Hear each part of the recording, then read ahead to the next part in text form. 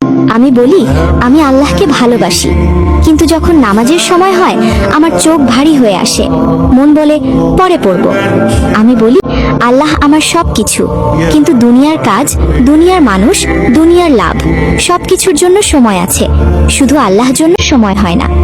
আমি বলি আমি মুসলিম, কিন্তু কুরআন খুলতে আমার অলসতা লাগে, আর ফোন খুলতে 1 সেকেন্ডও দেরি হয় না। আমি জান্নাত চাই, আমি আল্লাহ রহমত চাই, কিন্তু যেই গুনাহ আমাকে আল্লাহ থেকে দূরে নিয়ে যায় সেই গুনাহ ছাড়তে আমার মন চায় না। আমি দোয়া করি ইয়া আল্লাহ আমাকে ক্ষমা করে দাও, কিন্তু সেই একই গুনাহ আবার করতে আমার অন্তর কাঁপে না।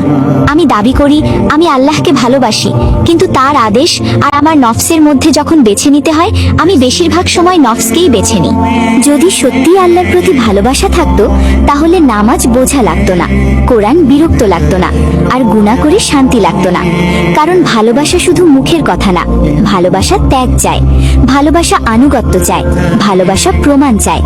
যে আল্লাহকে সত্যিই ভালোবাসে সে আল্লাহর অবাধ্য হয়ে কখনোই শান্ত থাকতে পারে না। আজ নিজেকে একবার প্রশ্ন করো, আমি কি সত্যিই আল্লাহকে ভালোবাসি, নাকি শুধু মুসলিম পরিচয়টা ভালোবাসি? কারণ আল্লাহকে ভালোবাসা মানে তাকে জীবনের প্রথম স্থানে রাখা, আর যেখানে আল্লাহ প্রথম না সেখানে ভালোবাসাও সত্য না।